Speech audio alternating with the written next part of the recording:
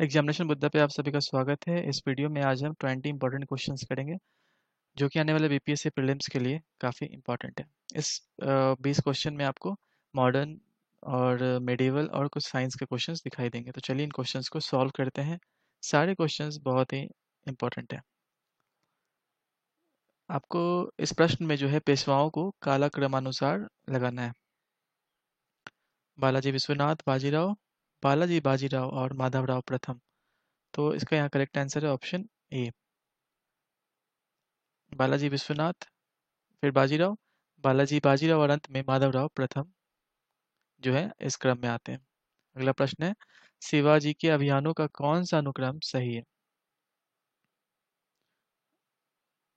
Last year BPSC में जो है मराठा एम्पायर से क्वेश्चन पूछा गया था कि अष्टप्रधान जो है कहाँ पर होते थे, तो वो शिवाजी के राज्यकाल में होते थे। तो इस प्रश्न में अगर आप देखेंगे तो यहाँ करेक्ट आंसर है ऑप्शन ए, चाकन, सूपा, सूरत पर प्रथम आक्रमण और बीजापुरी कर्नाटक अभियान। अगला प्रश्न देखते हैं। नीचे दिए गए ऑप्शन की सहायता से निम्नलिखित घटनाओं को तिथि क्रम में आपको रखना है।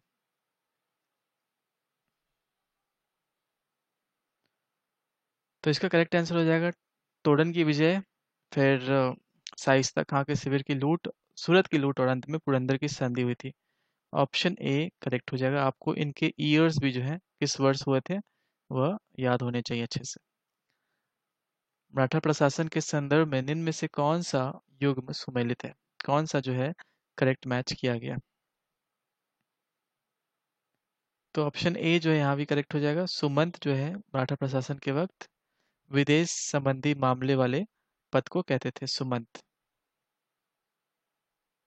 अगला क्वेश्चन देखेंगे। शिवाजी की राजस्व व्यवस्था के संबंध में निम्न में से कौन सा एक कथन सही नहीं है? तो यहाँ जो इनकरेक्ट स्टेटमेंट है, आप अगर सारे स्टेटमेंट को देखें तो ऑप्शन डी, जमींदारों को जो है अपने हलकों में राजस्व वसूलों की अनुमति थी, ऐसा बिल्कुल भी नहीं था। यह ऑप्शन गलत हो जाएगा। ये सारे क्वेश्चंस इंपॉर्टेंट है, आप इन सारे क्वेश्चंस को सॉल्व करने की कोशिश कीजिए और हो सके तो इसको रिवीजन जरूर करें। शिवाजी के समय सरनोबात का पद किस चीज से संबंध रखता था? सरनोबात, तो सरनोबात जो है इसका संबंध था सैन्य प्रशासन से। ऑप्शन डी करेक्ट है। यह भी वीवीआई क्वेश्चन है, इसको आप नोट करके रख लें और रिवीजन जरूर करके परीक्षा में जाएं। पोर्टलैंड सीमेंट के निर्माण में प्रयुक्त होने वाला कच्चा माल जो है कौन सा होता है? पोर्टलैंड सीमेंट क्या होता है कि जब आप पानी उसको डालें तो वह हार्ड हो जाता है, वैसे सीमेंट को पोर्टलैंड सीमेंट कहते हैं। तो उसके निर्माण में जो कच्चा माल प्रयुक्त होता है वह होता है चूना यानी लाइम, सिलिका और एलुमिना। सिलिका, एलुमिना और लाइम। अगला क्वेश्चन देखते हैं। साबुन के द्वारा सतहों को साफ का सिद्धांत किस चीज पर आधारित है? सतहों को साफ करने का यहाँ होगा, आई थिंक यह मिस्टेक है। तो सतहों को साफ करने का जो सिद्धांत है वह आधारित होता है सरफेस टेंशन पे यानी पृष्ठ तनाव पर। ऑप्शन डी करेक्ट हो जाएगा। सत्याग्रह दर्शन पर गांधी जी पर आधारित गांधी जी के निम्न संघर्षों में से किस में औद्योगिक श्रमिक वर्ग शामिल था? वीवीआई क्वेश्चन है, तो इसका करेक्ट आंसर हो जाएगा चंपारण, ऑप्शन ए।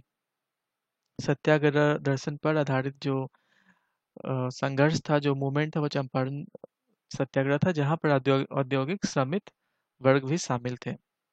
9 का ए होगा। अगला क्वेश्चन है, वेलेस्ली के शासन के संबंध में निम्नलिखित कथनों पर विचार कर कीजिए और सही ऑप्शन चूज कीजिए। 3 से 4 सेकंड का टाइम दे रहे हैं आपको, आप इनको देखें अच्छे से और इसका करेक्ट आंसर चूज करें। वेलेस्ली के वक्त ही जो है सहायक संधि आई थी यानी सब्सिडियरी अलायंस।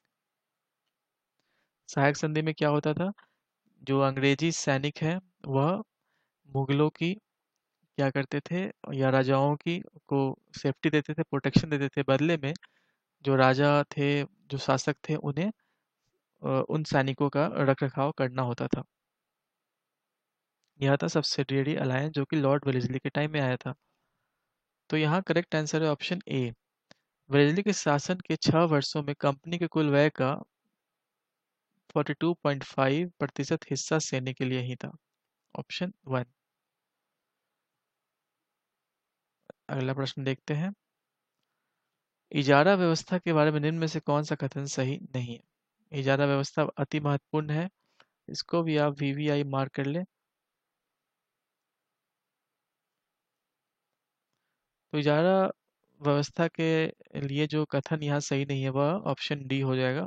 इजारादार राजकोष में एक निश्चित राशि का भुगतान करता था। तो ऐसा बिल्कुल नहीं था। इजारादार जो है राजकोष में निश्चित राशि का भुगतान नहीं करता था।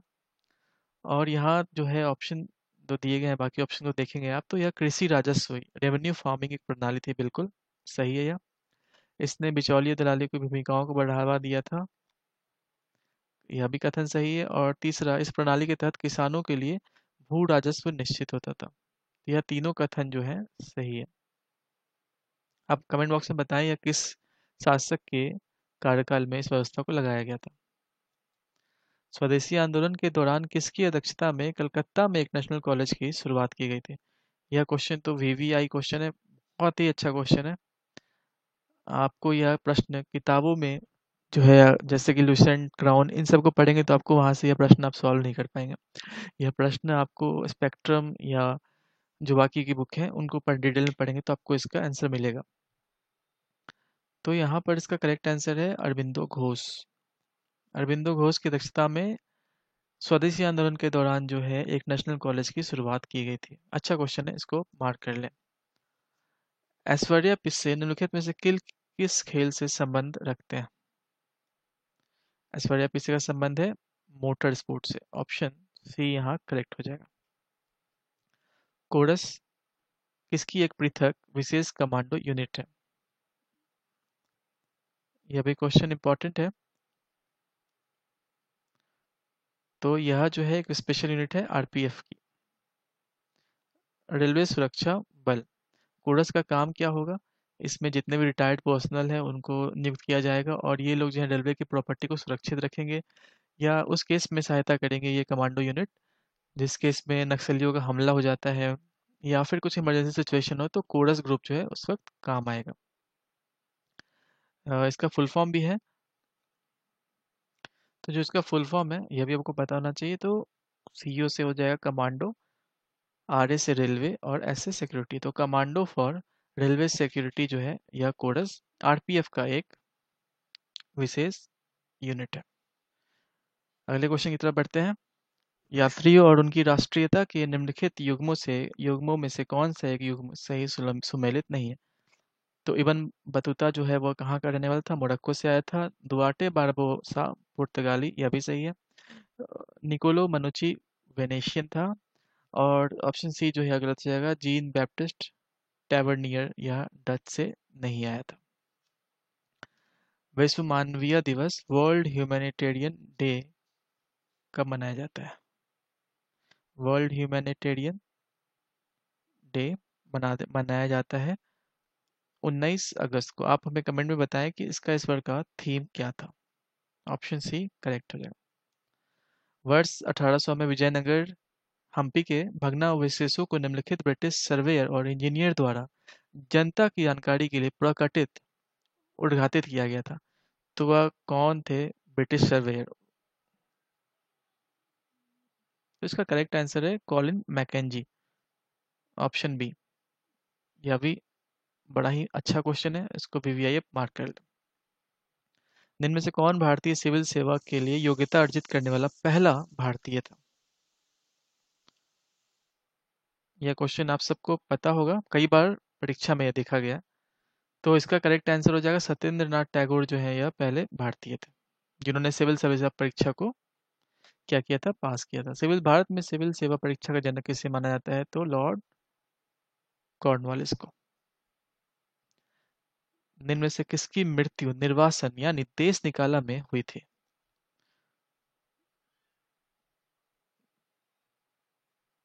तो इसका करेक्ट आंसर हो जाएगा ऑप्शन बी, बहादुर शाह जफर, जिसकी मृत्यु रंगून में हो गई थी। और जो आखिरी प्रश्न है आज के प्रैक्टिस सेट का, स्वेज नहर के बारे में निम्न में से कौन सा कथन सही नहीं है? आपको फॉल्स स्टेटमेंट यहाँ पर चूज करना है। आप ऑप्शंस देखिए, 3 से 4 सेकंड का समय दिया जा रहा है और इसका करेक्ट आंसर चूज करें। इसका निर्माण 1869 में हुआ था। यह जो है मेडिटेरियन सी से रेड सी को जोड़ता है, यानी भूमध्य सागर को लाल सागर से जोड़ता है। यह हिंद महासागर के लिए यूरोप को एक नया प्रवेश द्वार प्रदान करती है, ये भी सही है।